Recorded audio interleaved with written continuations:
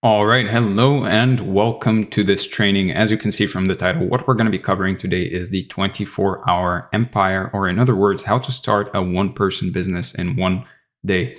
Now, as you can see from the overview, what we're going to be talking about more specifically is the overview itself. First, the one-person business model, your day one business plan, the launch and first dollar, scaling without losing your soul, the review, and your action items for the day or the next few days. Now, before we get started, if you're an entrepreneur, a creator, or a professional and you would like to work with me, then make sure to book a call from the link in the description. If you want this training along with its document, then make sure to join the private community from the link in the description.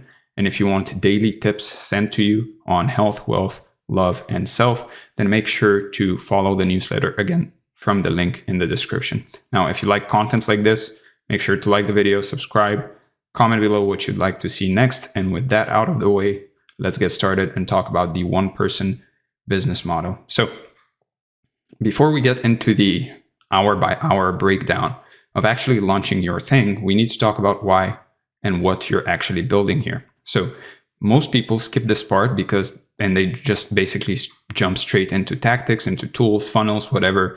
And then 6 months later, they're burned out or confused about why nothing is working. And the one-person business model is different from anything you've probably been taught about business in the traditional sense. And that's what makes it so powerful. The economy has fundamentally changed in the last decade, right? We can all see it. And the old playbook of get a job, climb the ladder, retire at 65 is basically a relic at this point. The internet has flattened distribution, which means you can now reach thousands and even millions of people without a store, without any investors, or a team of 50 people. That's why the one-person business has become not just viable, but genuinely optimal for a certain type of person. So you have access to the same tools that Fortune 500 companies use. Stripe for payments, Notion for operations, social media for distribution, etc. The playing field has completely leveled. And there's never been a better moment to really start. And I'm not saying that as some motivational thing. The infrastructure exists. The audience is online. The barriers are lower than they've ever been. If you've been waiting for the right time, this is it, right? It's the 21st century. And this model has produced real results for real people. And we're talking about people who started with nothing but a skill and an internet connection. For example, Pat Flynn, after getting laid off during the 2008 recession, turned his architecture exam study notes into a digital product and made $8,000 in his first month with just a clear offer to people who needed what he had. Now, his story isn't unique, which is what the whole point here is. Thousands of people have done variations of the same thing. Take what you know, package it, sell it to people who want it. Whether you package it in a digital product or a service of some kind, doesn't matter. But you package it and sell it to people who really want it. The model works because it's simple and repeatable. So what actually is a one-person business? At its core, it's a business where you are the product, you're the marketing, and the delivery system, all wrapped into one. You're selling your expertise, perspective, or skill in a way that doesn't really require employees, inventory, or massive overhead. The whole thing runs lean, and that's by design, right? You're trading the scale at all costs mentality for something more sustainable, more human, really. And every one-person business has three moving parts, right? First, there's the skill or knowledge you bring to the table. Second, there's the problem that the skill solves for other people. And third, there's the distribution channel that connects you to those people. Skill plus problem plus channel equals business. That's basically it. Now, the skill is whatever you're good at or know deeply, whether that's fitness coaching, copywriting, design, productivity systems, relationship advice, spirituality, finance, whatever it is. Literally anything where you're a few steps ahead of someone else. You don't need to be the world's top expert. This is a big sticking point for a lot of people. You just need to know more than the person you're actually helping. So you just need to be a few steps ahead. Your skill has to solve something real. So people pay for outcomes, for transformation, for shortcuts to results they want. If your skill doesn't connect to a genuine pain point or some kind of a desire, then you don't have a business, you have a hobby. And the channel is how people find you, whether that's YouTube, Twitter, Instagram, TikTok, a newsletter, a podcast. You just pick one and you just stick with it for a while. You don't need to be everywhere. You need to be somewhere consistently. That's all. The channel is what turns strangers into an audience. Now, the beauty of this model is that it strips away everything unnecessary. You don't need a business plan. You don't need funding. You don't need permission from anyone. You need a skill, a problem it solves, and a way to reach people. Most business advice, anyway, overcomplicates things because complexity sells courses, right? The actual mechanics are embarrassingly simple. The one-person business works because of leverage, and I mean that in a specific way. You create something once, a piece of content, a digital product, a system, and it keeps working for you while you sleep, eat, live your life. That's the game. Naval Ravikant actually talks about this a lot. You want to earn with your mind, not your time, he says. The one-person business is built on that principle. You're not trading hours for dollars. You're building assets that actually compound over time. Now, every piece of content you publish is a tiny salesperson basically working 24/7. A YouTube video you made 2 years ago can still bring in leads today, right? A blog post can get shared and resurface months later. This is why creators who've been at it for a while really seem to have this unfair advantage. They've just stacked more assets over time. They stuck with the boring work for a longer period of time. And the math on this is really wild when you actually think about it. If you publish one piece of content per week after a year, you basically have 52 assets working for you. Or in other words, like to use the example from earlier, you have 52 salespeople working for you. After 3 years, you have over 150. Each one of them has a small chance of basically hitting, but the portfolio effect means something will land, right? In The Long Tail by Chris Anderson, the author actually explains why building a portfolio of content can be so powerful. And the concept is simple. Most of your content will fall into what he calls the long tail. Individually, each piece might not generate massive results, but collectively, they create enormous value. Meanwhile, a few pieces will hit big, like the fat head, capturing outsized attention and results, but you don't know which ones ahead of time, right? So the fat head represents your breakthrough content, the things that go viral, the video that takes off, the article that gets shared everywhere. These are your hits, but you can't rely just on them, right? Now, you can afford to have most content be just okay because a few winners will actually carry the portfolio. But the long tail is everything else, the 90% of your content that gets maybe modest views, steady engagement, and slow burn results. Individually, these pieces seem unremarkable, but when you have 150 of them basically working simultaneously, they collectively drive consistent traffic, leads, and sales. And this is why consistency really beats perfection here. And here's the thing, you can't predict which content will be a hit ahead of time. That Twitter thread that you spent 10 minutes on might blow up while the essay you labored over for days can get crickets, right? The only way to really win is volume plus patience. So keep publishing, keep stacking assets, and let the portfolio do its work. With 52 pieces of content, maybe 2 to 3 will be huge hits. 10 to 15 might perform well, and the rest will contribute baseline results. That's fine. The hits pull people in, right? The solid performers build trust, and the long tail keeps working in the background. Together, they basically create a system that generates consistent results without any single piece needing to be perfect. The longer you've been creating, the bigger your portfolio and that long tail becomes, and the more your long tail also compounds. A creator with 3 years of content has a massive advantage over someone just starting, not because they're better, but because they have more assets in play. That's all. Time and consistency are your competitive edges. So don't obsess over making every piece perfect or trying to engineer virality. Focus on publishing consistently, building your portfolio, building up that long tail, and trusting that some pieces will hit while others will build your long tail, right? The portfolio effect is what turns content creation into a real business advantage.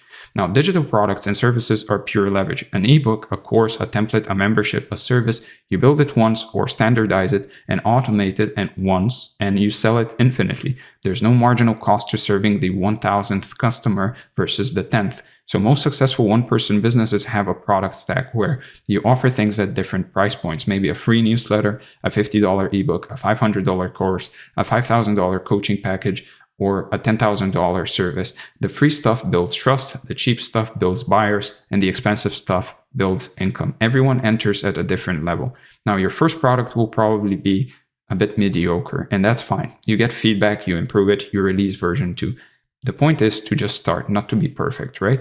And look, the real reason people are drawn to this model isn't necessarily just the money. It's the freedom to work when you want, where you want, on what you want, freedom to say no to clients who drain you, freedom to build something that actually reflects who you are. And that sounds cheesy, but it's true. The traditional career path trades your autonomy for security, which, as anyone who's been laid off knows, is mostly an illusion anyways, right? The one-person business flips that equation. You get to design your own life, and that's genuinely rare. Want to work 4 hours in the morning and surf in the afternoon? Well, you basically can set that up. If you want to take 3 months off to travel, you can build a product that sells while you're gone. The model supports whatever lifestyle you're actually trying to live. And when your work is aligned with how you want to live, you don't really burn out in the same way, right? You're not grinding towards someone else's definition of success. You're building something that fits you, and you're building something that is yours at the end of the day. You own everything: the audience, the products, the revenue, the brand. If a platform dies or an algorithm changes, you can adapt and keep going. And if you compare that to a traditional job where you're essentially renting your income from an employer who can revoke it at any time, right? Now, once you understand what a one-person business actually is and why it works, we need to get practical, right? None of this matters if you don't actually build the thing. So in the next section, we're going to map out your entire first day, hour by hour, step by step, everything from picking your niche to setting up your offer to getting your first eyeballs. Now, quick note before we move on, if you're watching this and thinking this sounds good, but I really want help actually building this thing out, I can help you do that one-on-one. So if that sounds like something you want, there's a link below to book a free call with our team. We'll map out your specific situation and show you what's actually possible. And if you'd rather keep going with the training and figure it out yourself, that's totally fine as well. Either way, let's keep moving, right? So let's talk about your day one business plan. So this is where we really get into the actual work. And I'm going to basically walk you through an 8-hour day that takes you from I have an idea to I basically have a business. Now, is it a polished, fully optimized business? Not really, but it's a real one. Something you can actually sell, something that exists in the world rather than just in your head. And most people spend months and years just planning this anyway. So it feels productive and it doesn't really require any real risk, but you're not really doing anything. Today, what we're going to do, if you follow this training, you're going to build the thing. So this section is basically designed to kill that. By the end of today, you'll have a niche, an offer, a way to get paid, and your first piece of content out in the world. That's the goal. So let's break it down hour by hour. Now, there's a concept called Parkinson's law that basically says that work expands to fill the time available for its completion. It's pretty famous by now, which basically means that if you give yourself 6 months to launch, you'll take 6 months. If you give yourself a day, you'll find a way to do it in a day. The constraint actually forces some clarity. It forces you to cut through nonsense and focus on what actually matters. And that's why the one-day framework works. It's a forcing function, right? Perfectionism is the enemy here. You're going to feel the urge to get it right from the get-go before you put anything out there. And you need to ignore that urge completely. Done is better than perfect here. Shipped beats polished, right? Your first version of everything will be rough, and that's fine. The market will actually tell you what needs to improve. Now, before we dive in, I want to set the right expectation as well. This is about building the foundation, basically the skeleton of your business. You're laying the groundwork that everything else really builds on. So some of it will feel messy or incomplete, and that's normal. The goal isn't to have a finished, perfect product from the get-go. It's to have a functional one, right? Something that's real, that you can put out there in the marketplace and sell, and something that you can iterate on starting tomorrow. Now, with that said, hours 1 and 2 are about picking your niche. And I know this is where a lot of people get stuck. They basically overthink it. They research for weeks. They make spreadsheets comparing different options, and then they never actually pick one. So the deal is, your niche is the intersection of 3 things: what you know you can do, what people will pay for, and what you can talk about for years without getting bored. That's it. You don't need to find the perfect niche. You need to find a good enough niche to actually commit to. So picture a Venn diagram with 3 overlapping circles. Circle 1 is your skills and knowledge, stuff you've learned through work, hobbies, obsessions, life experience. Circle 2 is the market demand, problems people are actively trying to solve and willing to pay money to fix. Circle 3 is your interest and energy, topics you genuinely care about and could see yourself creating content around for the next few years. The sweet spot is where all three overlap. Now, make a list of everything you know how to do reasonably well. And I'm not talking about being the best at, I'm talking about things that you can do reasonably well. This can include any professional skills, personal wins, things you figured out the hard way. Maybe you've lost 50 pounds, for example. Maybe you've built a side income. Maybe you know how to build websites and you've built a website for your mom. Maybe you've learned how to code. Maybe you've fixed your sleep. Maybe you've gotten out of debt. Maybe you've built some kind of a following. Maybe you've navigated a career change. All of that counts, right? Maybe you got out of burnout. You're looking for areas where you're at least a few steps ahead of someone else. That's it. Now, look at which of those skills actually solve real problems. Are people searching for solutions in this area? Are there existing products and creators serving this market? If yes, that's actually a good sign, right? If there's competition, that's a good sign. It means there's demand. If nobody's talking about it or selling anything related to it, on one hand, it could be like a blue ocean. On the other hand, it could be a red flag. You want validation that people actually care. Now, finally, ask yourself, could I talk about this every week for the next 3 years?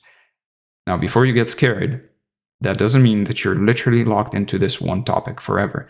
People pivot, interests evolve, businesses expand, but the intention matters, right? You need to pick something you could see yourself staying curious about for a while. If the topic already bores you on day 1, you'll definitely burn out by month 6. So pick something you're genuinely curious about or passionate about, even if the market seems smaller. Your enthusiasm will show up in your content, and the audiences can tell when someone's just going through the motions. So at the end of hour 2, you need to have picked something and write it down.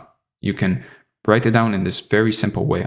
I help type of person achieve specific outcome through your method or your approach. That's your niche statement. Now slap it on every social media platform you can actually think of. It doesn't need to be clever or perfect. It just needs to be clear. You can always refine it later based on what the market actually responds to. Now, some examples to get your brain moving. I help busy professionals lose weight without giving up foods they love. Pretty clear, right? I help freelancers land high-ticket clients through cold outreach. I help new dads stay fit with 20-minute home workouts. I help overthinkers build systems that actually reduce their stress. Notice how specific these are. Specificity is your friend. Now, hours 3 and 4 are about building your offer. And this is probably the most important part of the whole day. Your offer is what you're actually selling, right? The thing people will give you money for. A lot of people mess this up because they focus on the what, which is either a course, a service, an ebook, whatever it is, instead of the so what, which is the transformation the customer actually gets, right? Nobody buys a product or service. They buy the result the product or service promises. So you need to get crystal clear on the outcome you're delivering. Now, every good offer is actually built around a transformation. Point A is where your customer is now, struggling with some problems, stuck in some situation, wanting something they don't have. Point B is where they want to be, the result, the outcome, the better version of their situation. Your offer is the bridge between A and B. The clearer you can make that bridge, the easier it is to sell. Now, vague offers don't sell. I'll help you get healthier is very, very weak. Everybody can say that, right? I'll help you lose 15 pounds in 90 days without cutting carbs. That can be interesting, right? The more specific the promise, the more believable it becomes. People can picture 15 pounds. They can't picture healthier. It's very vague. It's very broad. And healthier is different for a lot of people. So the best offers solve painful problems or very big desires, right? Things that keep people up at night, things that they've already tried to fix, things that they've actively spent money on, like weight loss, making money, relationships, career advancement, health issues. These are evergreen because the pain is real and persistent. Now, you need to decide how you're going to deliver this transformation. For day 1, you can just keep it simple, right? The easiest formats to start with are one-on-one coaching or consulting. So you basically sell your time and expertise directly. A digital product like an ebook, a template, or a mini course, or a done-for-you service, meaning you do the work for them. You just pick one. You can always add more formats later. Now, if you go the coaching route, you're basically selling access to yourself. Someone pays you, you hop on calls with them, you help them solve their problem directly. And this is the fastest way to make money because there's no product to build. You are the product. The downside is it trades time for money, but it's a great starting point if there's something you can actually teach them and help them with. Now, if you go the digital products route, you're packaging your knowledge into something people can consume on their own. Now, this could be a PDF guide, it could be a video course, it could be a Notion template, it could be a spreadsheet, whatever. The upside is it scales infinitely, right? The downside is it takes more time to create and usually sells for less than one-on-one coaching. Now, if you go the service route, you're doing the work for people, writing their copy, designing their website, building their systems, managing their ads.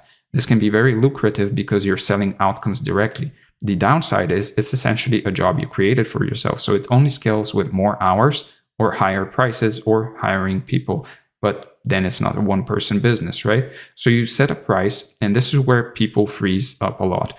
So I'll make it simple. For coaching, you can just start at, let's say, $100 per hour or $500 to $2,000 per month, depending on the outcome. For a digital product, you can start at $27 to $97. For a service, you can start at $500 to $2,000 per project. Now, these aren't magic numbers and it's not a hard rule. They're just starting points. So you'll adjust based on what the market tells you. The worst thing you can do is not pick a price at all. Now, price based on the value of the transformation, not the time it takes you. If you help someone land a $50,000 job, charging $2,000 for that is really a steal. If you help someone lose 30 pounds after years of struggling, $500 is nothing compared to what they've probably already spent on gym memberships and diet programs and supplements that didn't work, right? So a useful mental trick, think about what the cost of not solving this problem is. If someone's bad habits are costing them $10,000 a year in lost productivity, for example, paying you $1,000 to fix it is a no-brainer. So frame your price against the cost of inaction. Now, hours 5 and 6 are about setting up the basic infrastructure, the stuff that lets people actually give you the money. This doesn't need to be complicated. You need 3 things: a way to describe your offer, a way to collect your payment, and a way for people to actually contact you. That's it. Everything else is really optimization you can do later.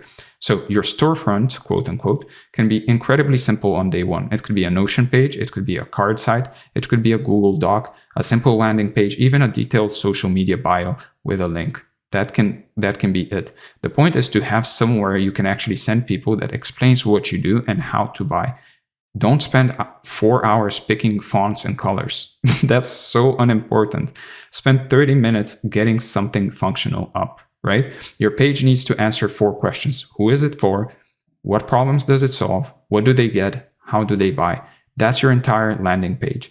Header with a clear promise, a few bullets explaining the offer, testimonials if you have them, and you just skip them if you don't, and just explain how you achieved a certain result or a transformation for yourself.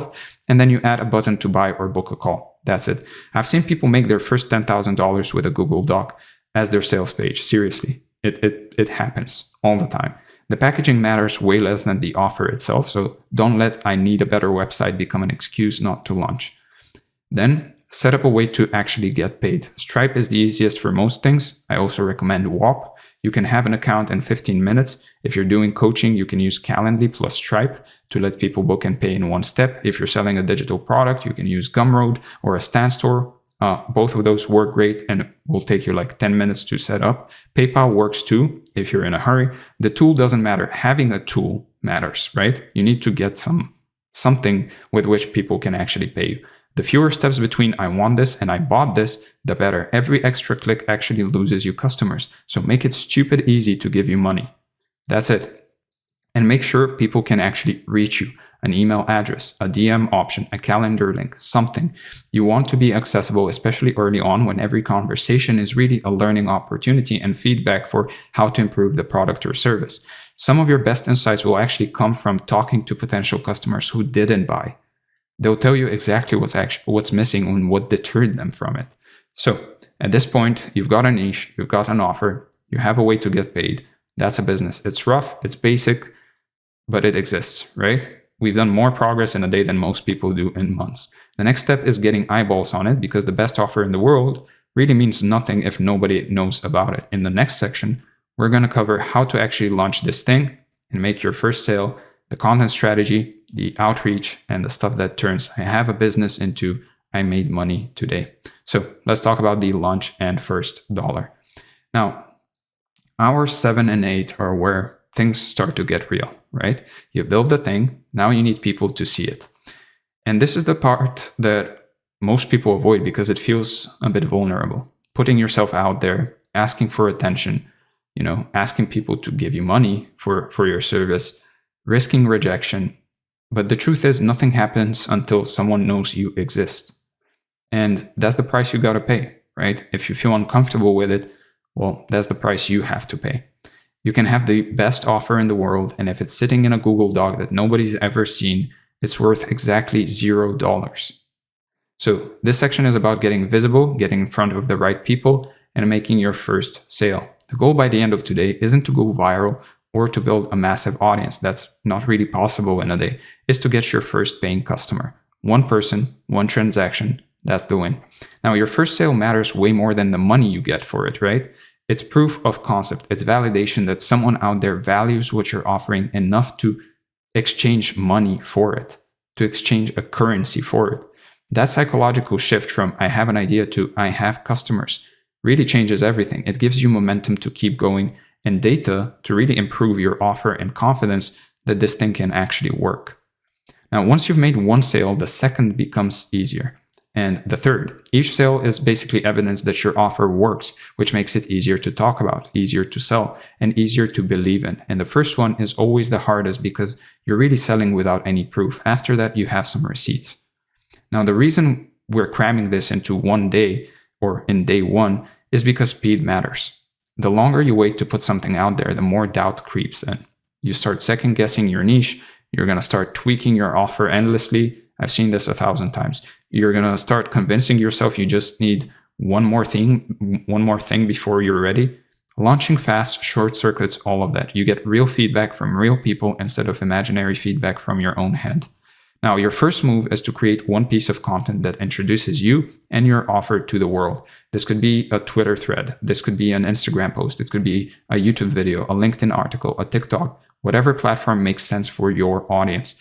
The format matters less than the act of actually putting it out there. You're announcing yourself. You're saying, hey, I exist. Here's what I do. Here's what I can help you with. A simple structure for your first piece of content is to start with a hook that basically grabs attention, which could be a bold claim, a surprising fact, a relatable problem. And then you share your story or perspective, why you care about this topic, what you've learned, what transformation you've experienced or helped others achieve. End with a call to action, like follow me or DM me or check out my offer, whatever makes sense. Now, the hook is everything on social media, even more so if you really don't have an audience yet. So you have about 2 seconds to really stop someone from scrolling. So lead with the most interesting, provocative, or useful thing you can actually say. I lost 50 pounds eating pizza is a hook, right? That's a strong hook. Here are some health tips is not. Nobody cares about that. Make people curious enough to keep reading. So give genuine value in your content as well. Teach something useful, share a real insight, solve a small problem for them. People follow creators who make them feel smarter or better or more capable. If your content is just buy my thing, nobody will stick around. Lead with value and the sales will follow. And as cliche as it sounds, I know, be yourself. The internet is really full of polished corporate generic content that really sounds the same. What cuts through is personality, opinion, realness. Share your actual perspective, even if it's different from what everyone else is saying. Actually, especially if it's different, right? One piece of content won't change your life, but it starts the flywheel. The goal after today is to just keep publishing. 1 piece per day or 3 per week or whatever rhythm you can actually sustain. That's more important. Gary Vaynerchuk actually has this line that's basically, content is the cost of entry now. And I'm just paraphrasing, but if you're not creating, you're invisible. And invisible doesn't really pay the bills. All right? So every piece of content you publish is another lottery ticket. Most won't hit really big, but some will. And over time, the ones that do hit will bring in more followers, more leads, more sales than you could imagine. This is why consistency beats intensity. 1 viral post is nice, but 200 solid posts over 2 years is really a business.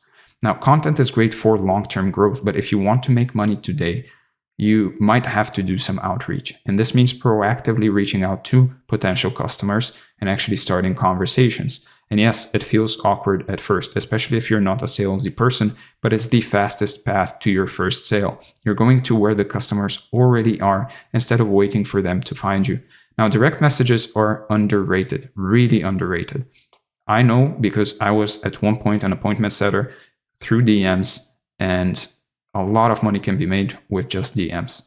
Find people who fit your ideal customer profile. Maybe they're posting about the problem you solve, or maybe they're asking questions in communities, or maybe they're following competitors in your space. Send them a genuine message, not a pitch, not a copy-paste template, but an actual human message. Comment on something they've posted, or ask a question, or just offer a quick piece of advice. Just start a conversation.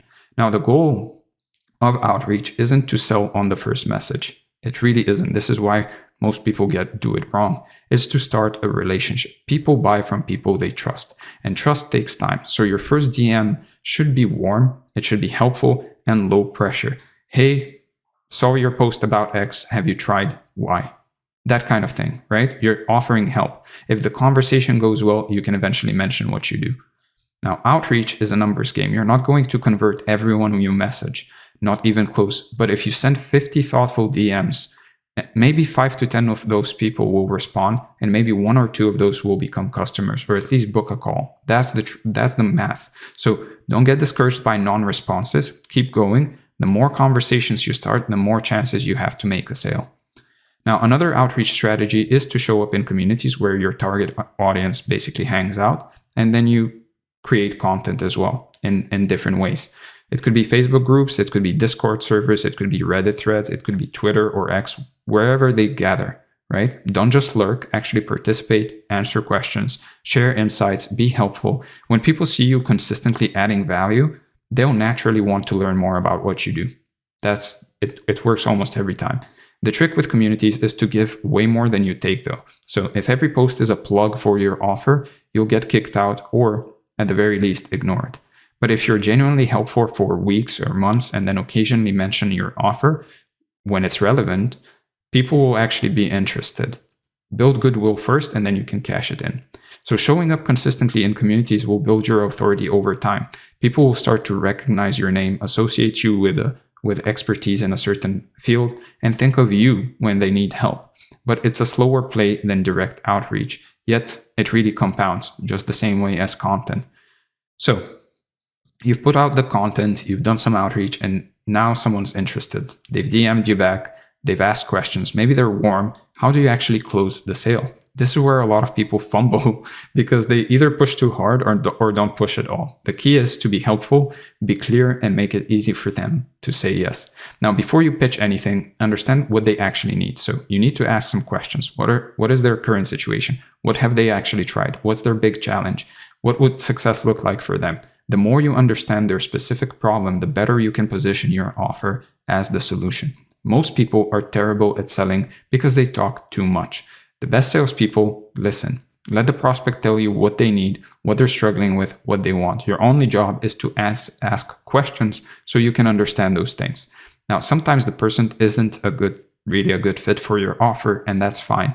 If you can tell they're not the right customer, actually, the most important thing here is to be honest about it. Don't sell to people that you know are not going to be good customers or are not going to get results from what you're offering. Recommend something else. Point them to a different resource, whatever. This builds trust and also protects your reputation. You don't want customers who aren't going to get results or who want a refund or do a chargeback afterwards, right? So at some point, you have to actually ask for the sale. This is where people get weird. They hint around. They basically will wait for the prospect to bring it up. They never actually close. Don't do that. Once you've had a good conversation and it's clear you can offer them some help, just ask, would you like to work together? It's really that easy. Or do you want me to send you the link to get started? That's it. It's that simple 99% of the time. Now, they might have questions or concerns. That's normal. Price, timing, I need to think about it. These are all common. So address them honestly, ask questions. If they say it's too expensive, you can re-explain the value, for example. If they say they need time, you can give them space, but follow up. This is sales now and objections. So this is a completely different topic for a different time. I can't go in depth right now for it, but most objections aren't actual rejections. They're just requests for more information or reassurance. Now, a lot of sales happen on the follow-up as well. So not the very first conversation. Someone might be interested but busy, or they need to actually check their finances for real, or they need to talk really to their spouse, or just want to sleep on it. That's fine. Your job over time will become to actually determine whether that's the truth or not, right? As a salesperson, as a closer. But you can also follow up in a few days. You don't have to push. If you're unsure, don't just push more and more. You can just follow up in a few days. Hey, just checking in. Any questions I can answer. Don't be annoying, but don't disappear either, right? Persistence, meaning polite persistence, pays off. Now, you've done everything in this training so far, hopefully. So you should have a niche, an offer, a way to get paid. Maybe your first piece of content is already live, and some outreach in motion. That's a real business. Maybe you've made your first sale already. Maybe you're close. Either way, you're further than 95% of people who want to start a business, but never actually do anything. So the next section is about what happens after day one, how to keep growing without burning out, and how to scale without really losing what makes you unique, and how to build something that actually lasts. Now, quick pause here. If you've made it this far in the training and you're thinking, this is a lot, I could really use some help putting this together, well, time for me to make an offer. I can help. If you want to shortcut the trial and error phase and actually get it right the first time, there's a link below to book a free call. We'll look at your situation, map out your next steps, and see if working together actually makes sense. Now, let's finish strong with this last section.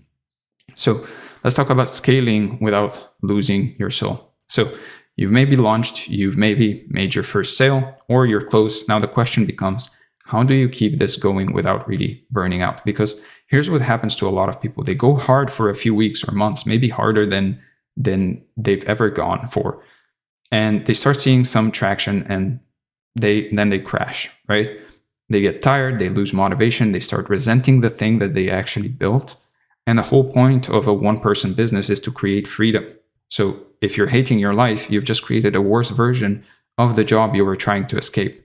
Now, this section is about building something that actually lasts. So the key to sustainability is finding a rhythm you can maintain for years. This means being honest about how much you can actually do week to week without depleting yourself. Some people can create content every day and work 12-hour days and love it. Others need to batch everything on Monday and then step away. There's no right or wrong. The right answer is whatever you can sustain. So James Clear in Atomic Habits actually talks about how habits need to be easy enough that you can do them even on your worst days. Same principle applies to your business, at least until your work capacity grows over time. Now, you'll have seasons of intensity and seasons of rest, and that's normal. Maybe you're launching something new and working 12-hour days for a few weeks. That's fine. But that can be the default, right? Build in some recovery time, take some breaks. Your business should support your life, which probably sounds very European, but hey, I am. Your life needs some rest, right? Also, set boundaries, decide when you work and when you actually don't. Turn off notifications, protect your mornings, your evenings, your weekends, whatever matters to you. The business will take as much as you give it. It's really like a sponge that will just take everything you give it. So you have to be intentional about what you keep for yourself. Now, also pay attention to what gives you energy and what actually drains you. Over time, you'll actually notice patterns. Maybe you love creating content but hate sales calls. Maybe you're great at coaching but terrible at admin. The goal is to do more of what actually energizes you and less of what doesn't, either by eliminating tasks, automating them, or eventually delegating them, right? And every few months, you can do what I call an energy audit. Look at everything you're doing in your business and ask yourself, does this energize me? And am I actually good at it? Or does it completely drain me? And then make changes accordingly. Cut the stuff that drains you or the stuff that you're not really good at, and double down on the stuff that lights you up and you're actually good at, right? This is how you stay in the game long term. Now, as your business grows, you'll also need systems to handle the complexity. When you have one customer, you can keep everything in your head. When you have 50, you can't really. So systems are how you scale without working more hours. They're how you create consistency and reliability without doing everything manually every time. So automate anything that doesn't need your personal touch. That could be email sequences for onboarding new customers, for example, or scheduling tools so people can actually book calls without any back and forth, payment systems that handle invoicing automatically. Every manual task you automate is time you get back. And more importantly, it's mental space you actually reclaim for other things, right? You don't need a million tools, just keep it simple. For example, a project manager like Notion or Trello, whatever, a calendar with some booking links, an email tool if you're doing newsletters, and a payment processor. That's it. That's probably enough for your first few months to a year. So don't overcomplicate it, and then add tools when you feel the pain of not having them. And then create templates for anything and everything you do repeatedly. Welcome emails, sales scripts, content outlines, client onboarding documents. The first time you do something, you're figuring it out. The second time, you're refining it. The third time, you should have a template. This saves you from reinventing the wheel every single time. Also, document all your processes, even the simple ones. How do you onboard a new client? What's your content creation workflow? How do you handle refunds? Writing this stuff down does two things. First, it forces you to actually think clearly about how you do things. But second, it makes it possible to delegate later if you want to. You can't hand off a process that only exists in your head. So standard operating procedures sounds very corporate, I know, but they're actually just here's how I do this thing written down. And when you eventually want to bring on some help, like a VA, a contractor, or anyone, having those SOPs or standard operating procedures makes that 10 times easier. Plus, you'll thank yourself when you forget how to do something you haven't done in 6 months, right? Now, here's something most people really don't talk about enough. As you grow, there's some pressure to become someone you're not. The algorithm can start rewarding certain types of content. Customers might have certain expectations. Money can pull you in directions you didn't really plan to go. And if you're not careful, you wake up one day running a business you don't even like, built for an audience that doesn't actually align with who you are. Staying true to yourself is the real challenge here, and it gets harder the more successful you become. So know what you stand for and actually protect it. What are your non-negotiables? What topics will you always talk about? And which ones will you actually never talk about? What kind of customers do you want? And which ones do you refuse to work with? Having clarity on this stuff will actually help you make decisions when opportunities come up that don't quite fit you. So saying no will get easier with practice. And in order for you to make it easier, you actually have to start saying no, right? It's one of the most important skills you'll develop. No to partnerships that don't align. No to customers who are going to be a nightmare. No to content that feels inauthentic just because it might perform well. Every no protects your yes. Every no keeps space for the things that actually matter to you. That said, you're also allowed to change, right? Your interests will evolve. Your business can evolve with them. The goal isn't to stay frozen in one version of yourself forever. That's not the point here. It's to make sure that any change comes from genuine growth rather than external pressure. Pivot because you want to, not because the algorithm told you so, right? Your voice is your competitive advantage. There are thousands of people teaching fitness, business, productivity, whatever. What makes you different is you, your perspective, your story, your personality, your weird opinions. Don't sand down the edges to appeal to everyone. The edges are really what make people remember you. So be willing to be polarizing. The right people will love you for it, and the wrong people will filter themselves out. And that's what you really want.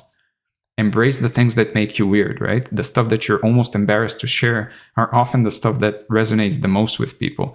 In the book On Becoming a Person, actually, Carl R. Rogers says, what is most personal is most universal. And that's definitely true, right? People connect with authenticity, with realness, with the parts of you that feel a little risky to put out there. Play it too safe and you'll blend in with everyone else. And finally, think about what you're actually building here. A one-person business can be a lifestyle play, right? It could be just something that funds your life and gives you some freedom.